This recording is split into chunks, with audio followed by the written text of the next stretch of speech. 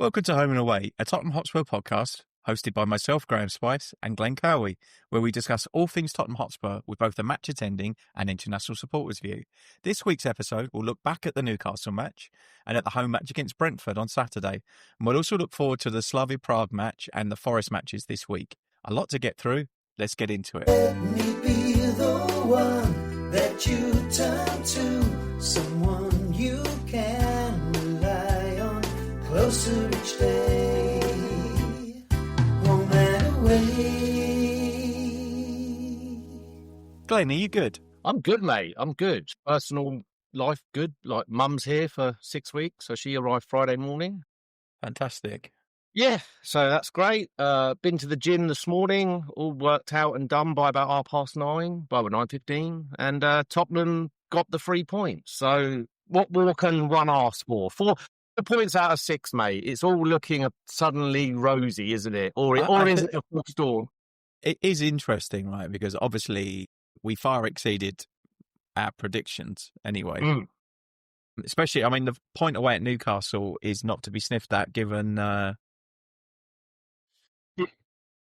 how poorly we've done up there recently. But we come on to that in a sec. So, But no, good. I'm good. How are you, mate? I'm good. I had a couple of days off. I had my works Christmas do on Wednesday night, which was nice. which was all right. It was in some pub in West London. We had a band. I had 4 guys, including Alex, who's been on in a band, and I got dragged up to sing as well at one point. And Didn't know you were a singer.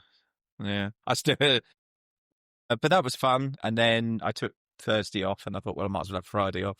And then Thursday evening, Thomas came down with his girlfriend, and they stayed overnight. And then I took them to the airport on Friday. They've gone to New York. In New York, yeah. So, I understand. Watched the Brentford game in Flannery's in New York, which I've been to a few times. Yeah. So he sent me pictures from there, and he said he's got us a contact to come on as a guest as well. So that's cool. Awesome. But yeah, I think him and his girlfriend had quite a good itinerary planned out. They're going to try and do a lot of stuff. So that'll be fun. Always one of my favourite cities to visit, but couldn't live there. New York is a pretty alive place. I've been a few times, work and pleasure. And who knows, maybe I'll find my way back there next summer for some of the World Cup. We shall see. I know I do want to get onto some of that about the draw. We can get into that a little bit later after some Tottenham chatter, though. Yeah, I like New York, but it's probably the city most like London in terms of the feeling and the always on and the noise. But the only thing I find with it is that constant background noise of sirens. It's like there's always it's like nowhere else I've ever stayed. You could be in the nicest hotel in the world, but all you can hear, no matter what floor you're on, all you hear is sirens. It's just constant. Yeah, very strange place. Indeed. Well, sirens not going off for Tottenham. At least we got a win against Brentford, but we'll get to that in a bit. Castle first. As we talked off air, point away to Newcastle. You take it, right? It's a good result. One thing of the context, I don't think they've been... I read an article about them. Points that they dropped from winning positions, had they not dropped those points, they'd actually be second. They've not been great, but it showed a bit of character, narrow of a brace. I think what worried me is the lack of penetration. The 2 goals we got come from us again, and it's about the 3rd or 4th time this season that's happened, I think, where we just haven't even... We've not laid a glove on them first half. And in the second half, we were better. But both the goals first goal came from Romero being somewhere that he should never have been. Yeah, I mean, it was from open play that he's in the centre forwards position, front post header, really good header, by the way, bloody good header. Oh, very good. Because you really, because the defender had his foot up, he could have smashed it in the face, and he just completely committed on it, and it was a really good goal. And then the second one, it was set piece, wasn't it? Well, it was a set piece, but he actually recycled. He actually connected with the ball with his shin, and it was almost a bit of a P-roller. And I was like, how the hell has that gone in? It's like stopped and look at me watch. Is it going to actually reach the line even? But that was nuts. I mean, a proper captain's performance, I think you could say, couldn't you? I mean, he seemed to drag us out of it. I mean, were you subscribing to any concerns around that they weren't doing it for Frank? Like, do you think that puts that to bed in the fact that we came back in that manner? Or do you think there's still concerns there? I never felt that they weren't playing. I just don't. I think that they looked like they were confused about what they were supposed to be doing a lot of the time. But I think they were trying. I don't think anyone's like when we come on to the Brentford game, Romero put some really, really heavy tackles. He could easily have got sent off today without any problems. I think the best you could say is that it was an orange card. Yeah, one of those, yeah. I think that, today, obviously today was the Brentford game. It all looked, you could see what he wanted to do and it was working. But it's probably the first game that I can honestly say this season where I felt that. And I think that Brentford kind of played into our hands a little bit. They weren't great from what I could see, and we're covering it in a little more detail. Going back to the Newcastle game, the first goal we conceded, again, it was a good strike, but again, it's that area, isn't it? That edge of the box. Around the D, yeah. D, where we're just, for whatever reason, there's not the urgency or the commitment. The second balls, yeah. Getting the second balls and winning them. And when you've got players of that quality, he can do that, right? And we've had the same with Eze, and it's happening time and time again. So that was a concern. And then, what's your view on the penalty? Never a penalty. It was shocking, wasn't it? Yeah. I mean, and for it to go and be given, what? They were like, oh, he wasn't looking at the ball. No, because there was a 6'5" bloke in his way. Yeah. And also, like, Byrne was as much to blame for the tussle as he was. Yeah. 100%. Look, Byrne's face. Did you see Byrne's face when he got awarded? He couldn't believe it. Yeah, he couldn't believe it. Yeah. And once that went in, my concern was heads down, this is going to get away from us. But that didn't happen. We seemed to pick ourselves up. And like I touched on, the Romero overhead kick P roller, you've got to take them, right? Yeah, and that's the first. We've lost up there 3 years on the bounce, is it? 3 seasons on the bounce, I'm pretty sure. I think so, yeah. So, to your point, it's a good result. Like, you take it. I mean, I was predicting a 3-1 loss. Yeah, same. And it could easily, in my mind, it could easily have been worse than that. I was being conservative at that. We've had much heavier beatings up there than that. I thought Vicario actually did all right in the Newcastle game after the horror show of Fulham.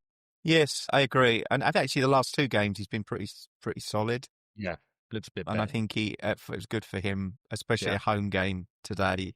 Yeah, where the supporters didn't really have anything to complain about, and it was a good performance from that perspective. Yeah. So pivot into the Brentford game. Then you didn't attend. It was a home game. But you watched it. And for context for our listeners and viewers, so it was a 2 a.m. kickoff for me. I had a busy Sunday early morning. I had stuff to do. So it was either not watch any of it or catch the, what they call it here, the mini match, which is 30 minutes basically condensed.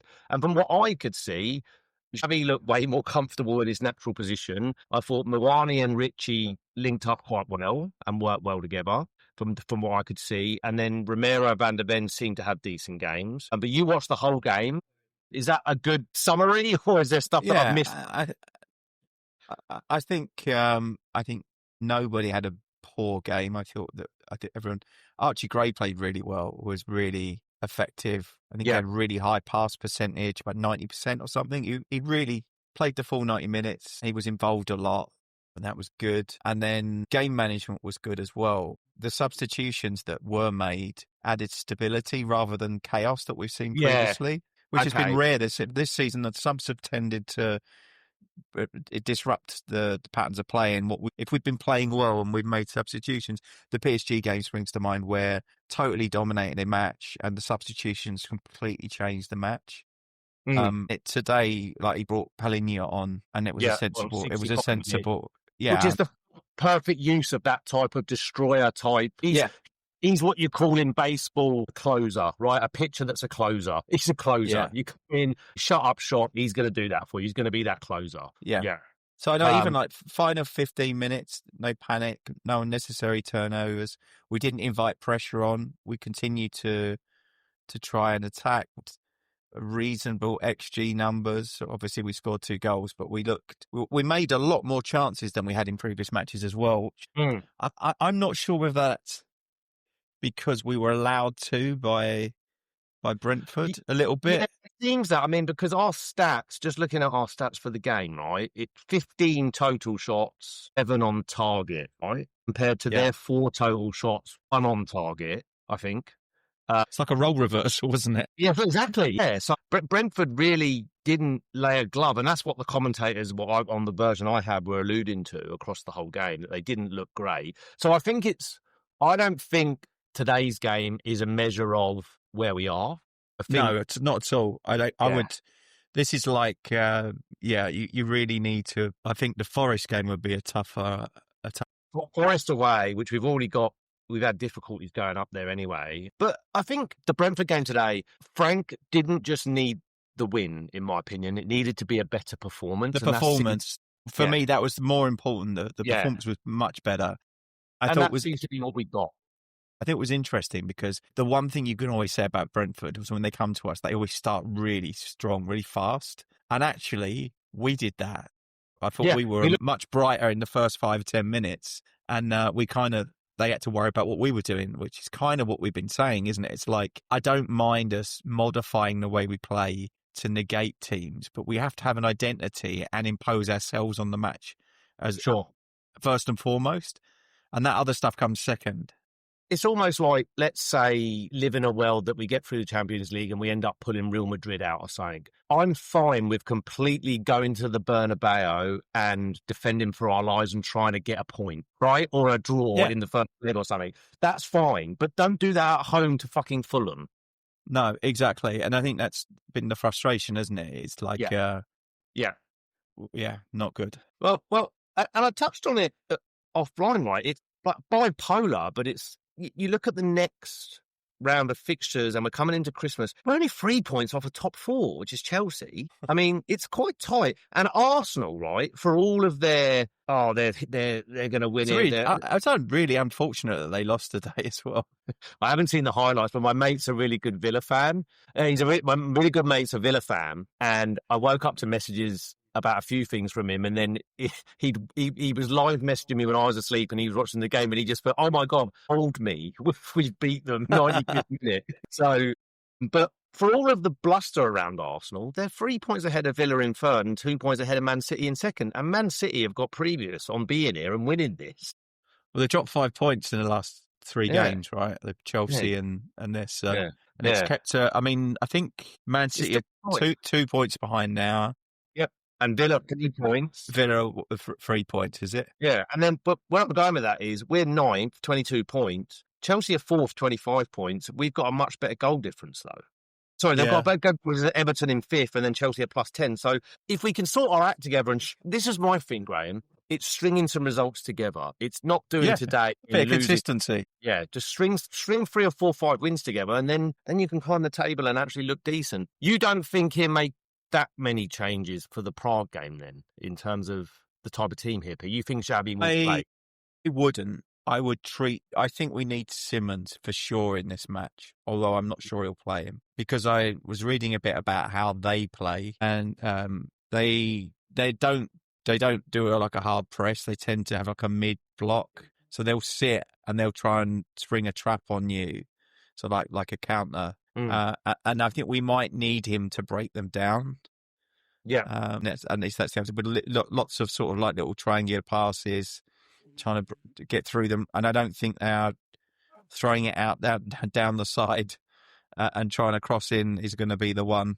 Well, I think we didn't really do that today against Brentford. So I think that to play, it's almost like we were test driving this formation ready for Tuesday. Yeah, and I'm just for Slavia, I'm just looking. So they are, I mean, they're 31st in the Champions League. They've drawn 3 games and lost 2. They haven't won a game, right? Arsenal pumped them away. You would hope that we do the business.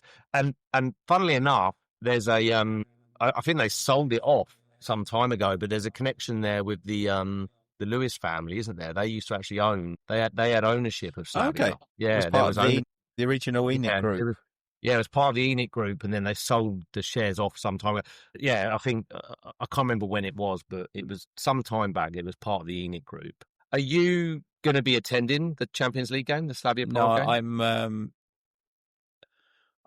I'm flying tomorrow morning. I'm going to Netherlands for a couple of days. I will be back on Tuesday, but but I'll have been away. I didn't want to do that to my wife to literally come back and then go straight to a football match. So I will watch it at home. I'm a bit gutted. Not so much for the match itself. Sonny's going to be there. Yeah, I was about to say that.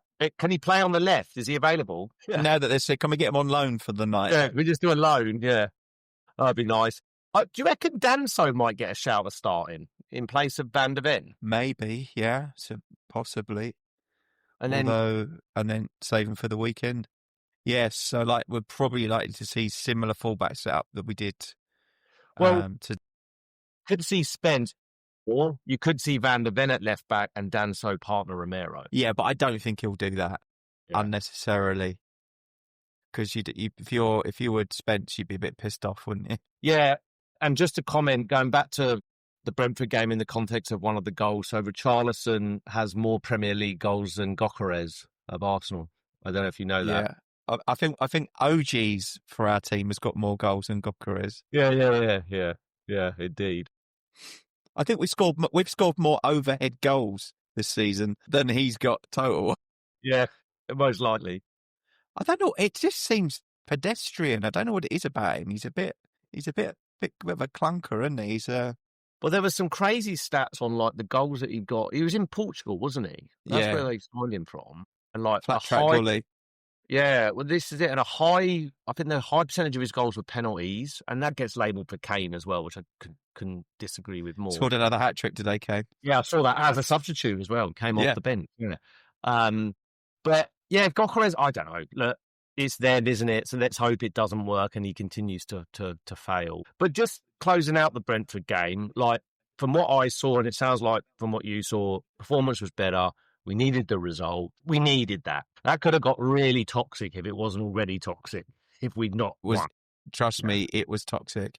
Yeah. So yeah, I think that for me that was probably the most important thing was a decent home performance that the supporters could get behind, and I think that it was delivered today. So yeah, hopefully. Did Brentford gift wrap it for us a little bit? Yes, but I'll take it. Never look a gift horse in the mouth. Yeah, no, indeed. And then obviously, so the Slavia Prague game, I mean, I think we'll make hopefully he doesn't tweak it too much. I think he'll make a few changes, but we do need the win. And should we win, we're currently 16th, right? And you need to be top 8, but we're only 2 points off. I don't think we'll be top 8. It could happen, but I don't think we will. I think there's that kind of cohort of Atalanta, Newcastle, Liverpool, Atletico, Galatasaray, PSV, and us kind of hovering around that. We're only 2 points off of top 8 because all the way up to 6 is 10 points. We're on 8 points. So we still haven't played Dortmund and Frankfurt, which are probably 2 of the more difficult games in our group. Yeah, Dortmund at home though, which is key. Or is it? Maybe we're better. Yeah, I was going to say home form has not been our strength. Yeah, true. And then away to Frankfurt. Look, are they both in January or late? They're after Christmas, aren't they? Dortmund 21st or 20th of Jan. Yeah, so this is the last one before Christmas. Yeah, and then we go mental. So maybe Kulusevski's back by then. That's a good point, actually. And Maddison and Solanke. Solanke, yeah. Could be. I mean, I hope that... what the fuck has happened to Solanke? He's never been injured at Bournemouth. Has he got a robot leg now or something? Yeah. Never been injured at Bournemouth. Because it was a knock, and then it was 2 months out. Then it was we're going to have a small operation, and it shouldn't take too long to recover. And he's been out since August. Yeah, and it's mid-December, or not mid-December. It's the end of the first week of December. It just feels like there's more to that story that we don't know. Sure, Kulusevski as well. I thought I saw Kulusevski. Kulusevski, it was similar, wasn't it? It wasn't considered serious, but then he wasn't at the parade for the Europa League. Yes, and he had an operation. If you watch when we presented the trophy, he's off to the side on crutches in a boot. Yeah. So it's obviously very bad. But he had an op. He was in hospital, and that was before the summer.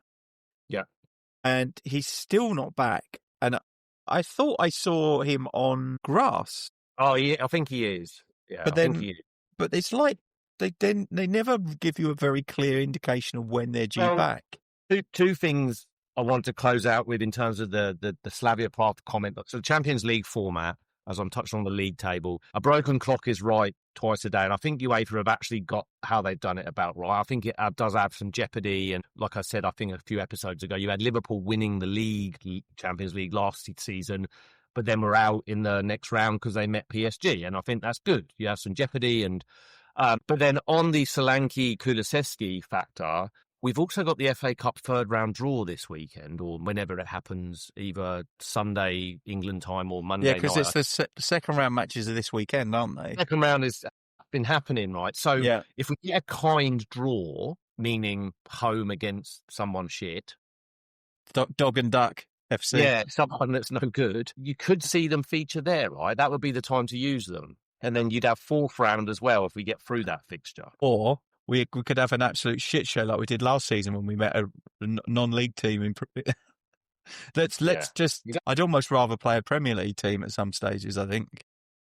Yeah, it's almost like a no-win situation, isn't it? Yeah, well, and this is quite close-ish to you and where I'm from, because obviously you're from where I'm from. Slough Town are still in the FA Cup. They play Macclesfield Sunday lunchtime for you. So Slough Town to win that. Maybe we could get Slough.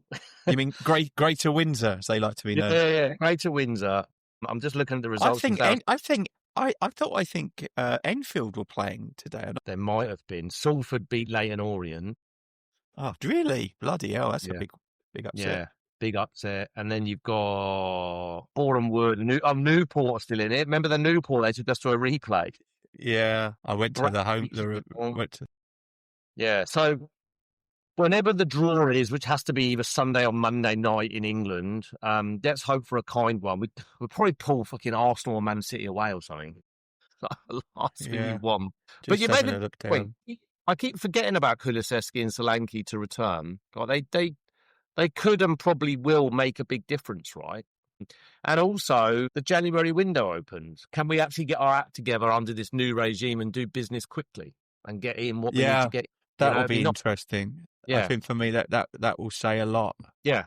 So, obviously, putting a prediction on the Champions League game, I think we'll win. I think it'll be 2-0. Again, maybe like the Brentford game was 2-0 or 3-1. Something like that. I do think we get the win. Slavia Prague do not look very good. And if we approach it like we did today and we start on the front foot, and I think Xavi will and should start instead of Bergvall. But what do you reckon, mate? Do you reckon we get the win? I think this is one of those ones where I think we really need to score first. If we score first, then we should be quite comfortable because they will want to sit and frustrate us.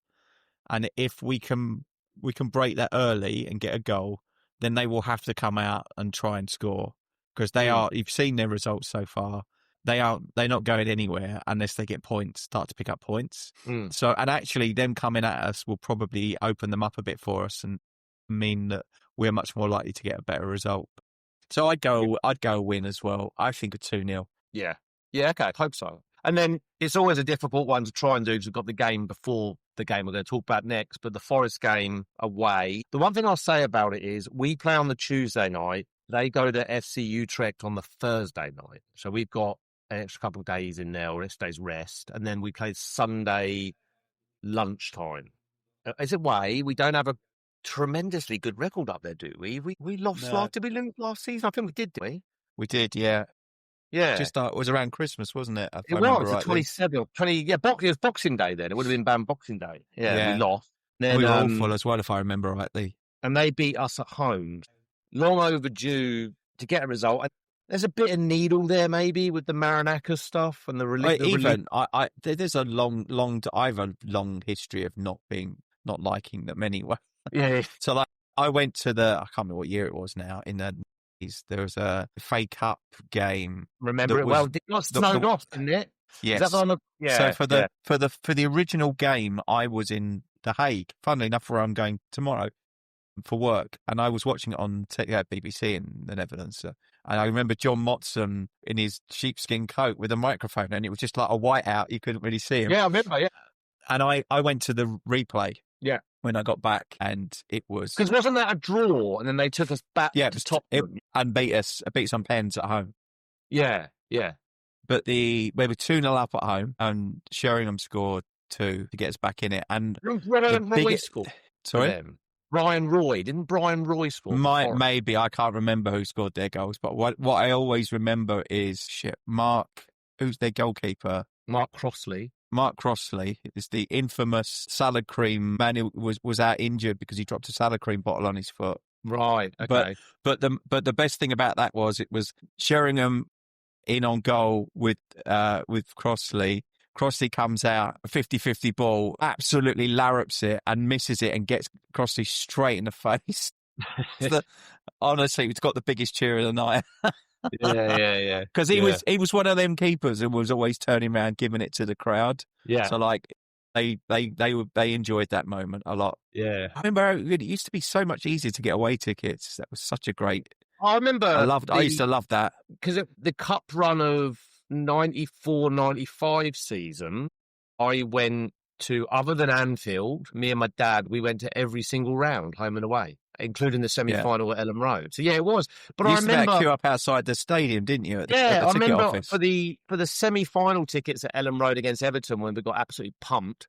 I remember going up to the high road, and it was like 1-2 in the morning. You got your sleeping bag, and you just kind of doze right by the ticket office, and then it would open at 9, and then you was there in line, and you had to show your stubs that you'd been, and you got your tickets. It was brilliant, yeah. Like not like nowadays, it's all electronic and it's all indeed. But Forest, going back to Forest, they lost today, didn't they? Got a bit humbled, wasn't it, by Everton? 3-0 away at Everton. Yeah. They're a bit. I don't think that they've picked up some good results, but they are not consistent yet, which is probably good for us. Well, they're still in a bit of bother as well because they're 17th, and West Ham are, they're 17th. West Ham are 3 points behind them. If they got 3 points against us, how would it move them up the table a lot? They go 15th. Okay, so not that much then. Yeah, not that much. It wouldn't be this. It's becoming quite cut off there because the thing is, you're starting to see a little mini battle between 19th, 18th, 17th, 16th, and 15th because Wolves are so cut away. They're 2 points. They haven't got a win, right? They'd lost 12 games. Yeah. So one of their points came against us, didn't it? Have they got a manager? So that's a good point, actually. Who is their manager? Didn't they get rid of him finally? I think they did. Rob Edwards. After they gave him a new contract. Yeah, Rob Edwards is the boss. So they've got him back, didn't they? He came from Borough, didn't he? Yeah, that's right. Yeah. Anyway, he's the one. They sacked him about 2 managers ago. Yeah. So Wolves are cut off, so it's creating a bit of a shit fight for the other 2 spots for going down. But I don't know, would you be happy with a draw away to Forest, or do you think you need the win to really set ourselves up and start to go on a bit of a run? I'd like the win because the next game is Liverpool. Yeah, and home, you don't know what's gonna turn up for that, right? Because they are like today they lost. They didn't lose. Sorry, they drew today. Yeah, 3-3 last minute, wasn't it, from Leeds? Yeah. So they are very, very open defensively. I don't know if you also saw on social media tonight that Mo Salah's been very publicly slagging them off. I saw him. Why aren't I playing? Well, that would be Salah. I reckon that will indicate Salah's exit in January to Saudi, I expect. Yeah. I think I'm in with an offer. Yeah. It makes sense. Like, he's probably one of the few and only Premier League players where I actually think it makes perfect sense. Culturally, he's a very strict, devout Muslim. It makes perfect sense. So you can see it happening. I'm surprised he didn't go in the summer, to be honest. Yeah. If they were going to do a massive rebuild, it felt like the right time.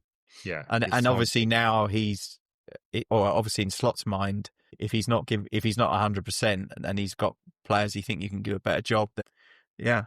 Well, the thing about the Liverpool game, from our perspective, is we're obviously away to Forest, then it's Liverpool, then it gets really, really busy, right? Because you've got Liverpool, then you've got Palace away on the 28th, Brentford again, so we play Brentford pretty quickly again on New Year's Day. And then we've got Sunderland on the 4th. And then we play again on the 4th. So because Rich is coming over from New Zealand, and I'm going to that game with him. Yeah. So that's great. I'm glad with him and his son. Yeah, awesome. Cool. So from my perspective, a prediction on Forest, look, what I want to happen is we go there and win. What I think will happen is we get a point and it'll probably be 1-1 and I'll be okay with that. But again, this is all context because we don't know what's going to happen on the Tuesday night against Slavia. Injuries, form, like what team he picks. Yeah, and this is the thing, is that I think the problem we've got is that if I felt like there was a first 11 and if they were all fit, that would be the team that would play. Then that would be, I could probably predict it with more confidence. But I have no idea what formation is going to play and what players is going to play, even if they're all fit. So at the moment, until we get to the point where you kind of understand who's going to be playing in what games, and I don't think we know with any confidence what that is at the moment. Sure. But let's hope we go up there and do the business. Let's hope the Brentford game is a bit of a turning point, right? We look brighter, we look sharper. Xavi looks like the player we thought we'd signed. Great assist, great goal. Let's hope we really kick on now, and this is a good time to do it, right? December is the time because you can really amass a good amount of. This is you want to get a run of form because the games come thick and fast, don't they? And then I think we're quite lucky this year that we've only got the game on the 28th after Christmas, right? Well, no League Cup either. We're out, right? So that would have been sandwiched in next year, which we don't have to worry about. We've had years where we've played on Boxing Day and then we played on the 28th. Yeah. So yeah. In fact, I think one year we played the day after or something ridiculous. Yeah, I remember. And as a football fan growing up as a kid, I used to really love Christmas because my birthday is January 2nd. So how it would always play out would be for Christmas and my birthday, I'd usually get Boxing Day tickets if we were at home for Christmas. And then I'd get FA third round tickets for my birthday. So I'd love that because it'd be like boom, boom, get games of football. Very nice, yeah. But yeah, so that's gone away a little bit. It's not so boom, boom, boom. So let's see what happens in terms of that period. Yeah. Because it's all a bit more spread out because of TV now, I guess. Yeah, and it's staggered, and so we'll see. But yeah, so from a Tottenham perspective, I didn't have a great deal else to cover from my perspective, but I did have something I wanted to cover in particular to football. So first off, that's the good is we know where England are now playing their World Cup games and the times and the dates next summer. So we've got Croatia in Dallas, 17th of June, 9 p.m. UK kickoff time, which is, for everyone else listening, that's 6 a.m. for me. And then the same kickoff time, Tuesday, 23rd of June versus Ghana in Boston. And then we have an hour later at 10 p.m. UK time, New Jersey versus Panama. So the draw has been conducted. That's our group. Croatia, Ghana, Panama. We should come through it. I quite like the fact we've got Croatia. I think it's a decent European team that should lead for a good game of football, which I want. But I didn't watch the draw, and I watched every World Cup draw, and I think I've watched every World Cup draw since I was a kid. I have a fundamental problem. I'm quite uncomfortable with the FIFA and political lines being blurred. I was reading about this made up peace award. I mean, piece of something, all right. Yeah, it wouldn't matter for me whether it's not to get political on this at all, but it wouldn't matter if it was Trump, Biden, whoever. That's not the place. This is a place for football. This is a place to get the draw done. This is a place to understand where, and this is a place to try and map out who we might play, where we might play. But it's just become something I'm very uncomfortable with. I don't like it. They're even it's just, and also there's the Americanization of the whole thing, and that's. No offense to Americans generally, but I do not want the World Cup final to be the Super Bowl. I do not want halftime bullshit. There's a 15 minutes. If you can do what you can do it like, Paul Court come on and say and do like something, just whatever. But it's 15 minutes and that's it. They don't want to extend it just so they can put some bloody music concert on. Do not want that. And I just feel like the person to blame for all of this is Infantino. Yeah, he's worse than Blatter in many regards. I think he's worse. I think Blatter liked the money, but I think that Infantino likes the power, and I think that's a difference. Yeah, he spends all his time hobnobbing with the leaders, and most of the people he spends a lot of time with there's questionable things going on. Right? It's not. It's quite vile what's been happening, and then it's not a coincidence that Cristiano Ronaldo about a month ago was in the White House with Infantino and Trump, and look what's happened. His ban has been staged out so he can actually play in the World Cup now when he shouldn't have been. He should have had a 2-game ban. But there are other players who are still banned. Yeah. Oh, yeah. Which is bullshit, frankly. I think Portugal's opponents have a case to say, what the fuck? But the problem is it's the governing body, so what do you do? It's like take it to the Court of Arbitration for Sport or something? It's very strange. There's a lot with this World Cup that doesn't sit right with me. I'm very uncomfortable. I hope that it can find its way and we can just focus back on the football because I'm really not enjoying this. There's even been talk of Trump moving some of the matches to states that aren't democratic states because he's from blue to red. He's that. This is what you're absolutely right. This is where the line between sport and politics has been massively blurred, and it should not be. Yeah. We don't need that shit. We don't need any of this. I watch football and get passionate about England and Tottenham to escape all that shite. Well, it's like, if you remember the last World Cup there, it wasn't 94. We didn't qualify. Yeah. It wasn't. It was. Yeah, it was a bit American. They did it was a little bit. Was it that one? No, that was the Olympics, wasn't it? With the jetpack. The 94 one was when Diana Ross missed an open goal. Diana Ross, yes. And they meant to break her, she scored and it went wide. But yeah, I mean, probably play. I could see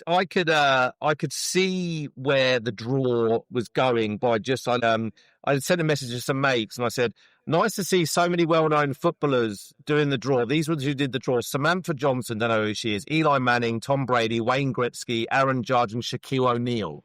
What? Gretzky's an ice hockey player. O'Neal's a basketball. What? Yeah. Wow. Yes, and then again, Robbie Williams was there, and Robbie Williams was there, hobnobbing with And look, no offense to the Americans, I'm American. I've got an American passport. My wife's American. Kids were born there. I have no problem with Americans, but I have a problem with where this World Cup is going and has been going for some time. It's just utter circus, and my experience of when I've been to NFL games, it is a bit of a circus. It really is. But this is even worse, though, right? This is. Yeah, literally the only thing that Trump has said about the World Cup that I 100% agree with is that we should start calling soccer football. Yeah. And find another name for American football. Yeah. Well, you have to laugh. Again, I didn't watch the draw, but Scotland got all excited. Oh, we got Haiti and Brazil. And Morocco as well. Which is, interesting. It's the same two teams that they had in 98 when they last qualified, so... Because didn't they play the first opening game? It was the opening game, wasn't it? Because back then, the opening game was always the holders, and now it's the host. So the holders were Brazil, and then they played Scotland. And Scotland actually equipped themselves quite well in that game. They lost 2-0 in the end, but they were they were decent. Yeah, they were good, and they weren't a bad side. Then they had McAllister, Collins, John Collins, is it? Colin Hendry. They weren't a bad team. It was that Euro '96 squad, wasn't it? Yeah. So anyway, a bit of a digress to the World Cup. The draws occurred. Hopefully I get more excited for it because at the moment I'm not. Blurred lines, I'm not liking it. I played for football. I didn't have a great deal else other than always to suggest to everybody that come on, you Spurs. But I'll pivot to you, Graeme, if you've got anything to add and to close us out. Or any I don't think so. I think we'll do another episode next week after the... We'll release this one slightly earlier than normal because I'm travelling the next couple of days, so we'll be back to normal. Normal service will be resumed next week. We'll be back to it's only one game the following week, so it'll be a bit less stressful. Well, one game the following week, and also we'll obviously have the Tudor review, but then the FA Cup draw would have occurred as well, so we can talk about our opponent. Yeah, that would be good. And also, we're also getting quite close to the end of the year and the opening of the transfer window again. So indeed, quite some interesting things to look forward to. Something else for our viewers and listeners to look forward to. We're going to be running a bit of a 12 Days of Christmas special, and the first one will drop in the next episode, I think, where we're going to be running a little thing of hero and villain. So we're going to be going through a bit of a career of a hero and a villain of Tottenham. So look out for that as well. I already know the number 12 is going to be the villain anyway. Yeah, okay. Well, don't tell us. Actually, I was like, don't. I don't need to. You'll know exactly who it's going to be. Right, okay, cool. But yeah, nothing else from me. I'll let you close us out, mate. Yeah, thanks to everyone who's listened in. Please like and subscribe to the podcast to tickle the algorithm so we can get in front of more Spurs supporters. And do let us know in the comments what you think of our chances in the next couple of matches. And to close us out, as Glenn said, come on you Spurs. Let me be the one that you turn to, someone you can rely on closer each day.